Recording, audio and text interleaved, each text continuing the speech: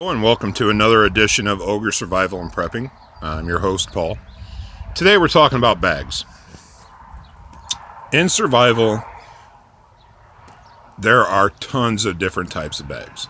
You have get home bags, go bags, 72-hour bags, bug out bags, an SHTF bag. So I'm going to clear up a little bit about bags, and we're going to go into detail a little bit about what each bag contains or what it's used for. First, I'm going to start with a get home bag. A get home bag basically has enough items in it, survival items, food, clothing, whatever it is, to get you home from where you are. So for my wife and I, we both work literally across the street from each other, 7, almost 8 miles from home. So our get home bags aren't very big, but what's inside is enough items, enough equipment, enough gear to get us home. Basically enough to last 24 hours, maybe a little bit longer.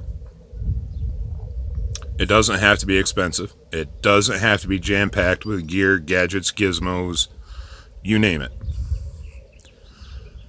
The one thing about the gear that are in these bags, because she's got one and I've got one, I know how to use. I know the quality of it. I know its limitations. I know its purposes. I know its weaknesses. I know its strengths. I know what it's used for. So one of the things I always recommend to people that ask is make sure you know the gear you have. Know how to use it. Know the right way to use it, the safe way to use it. I've seen a lot of people go out and buy stuff they don't have a clue about. They don't know the right way to use it. Or they buy it, throw it in their bag, and then it stays there. And then when they need it, they don't even know where to begin.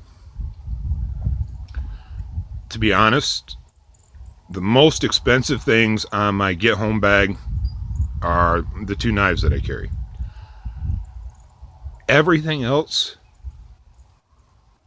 between the bag itself and the gear inside, I might have spent $65-$70 on total.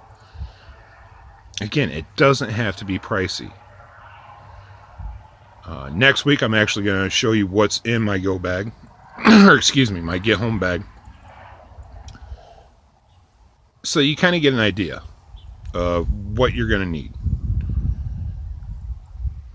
Also, it's going to show you don't have to go high end for this.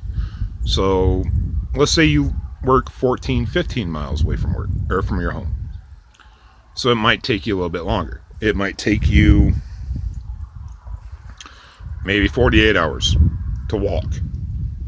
And this is in a worst case scenario. In other words, you can't drive, can't get home by vehicle. So you're going to have to adjust your bag accordingly. Bags are individualized. They're personalized. They're built for you, by you. Yeah, you can go and buy pre-made bags. One of the things I found in pre-made bags is they're always lacking something. They're never quite complete. Or the equipment inside are mediocre. Some are extremely poor. So get the bag and get the equipment that works for you. The bag itself doesn't have to be, this high-end $300 backpack. It doesn't have to be a military-grade assault pack. It's what's in your price range, what you can afford. My wife's and my pack, they're identical. They're made by the same company. And I think each pack was like $24, $25. I bought at Walmart. And they're actually pretty good quality. After that, you get into your different other bags. Your go bag, 72-hour bag. Your get out bag or your bug out bag. These are a little bit more intensive. They're bigger. They have more equipment. They contain more items. They're usually heavier. I think my get home bag only weighs right around 24 pounds, 20 pounds, somewhere in there. My 72-hour bag, on the other hand, is quite a bit heavier. It's right around the 45-pound, 50-pound range because it has a lot more gear in it. So as these progress and as time goes on, I'm going to talk more and more about what you need in your bag. The biggest thing I'm going to stress is get gear that's in your price range, because cheap gear is better than no gear. Know your gear. Know how to use it. The greatest asset in any survival situation isn't what's in your pack, it's the knowledge you have in your brain. Learn. On that note, I'm also going to be demonstrating stuff in the future. How to make your own fire starters. Stuff like a Paiute figure 4 trap, or a Paiute deadfall trap, excuse me, or a Paiute spring trap, figure 4 deadfall trap, because I'm not just going to review gear. I'm not just going to talk. I want to teach. I want you guys to learn the skills that will help you survive. After all, that's the point of this.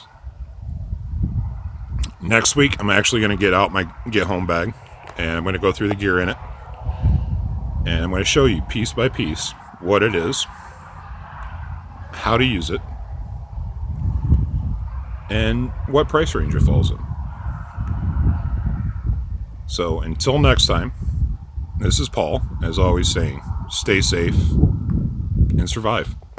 Thank you.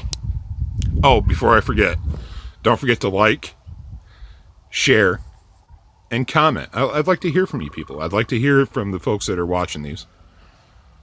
And if this is your first time, please subscribe. Thank you and have a good day.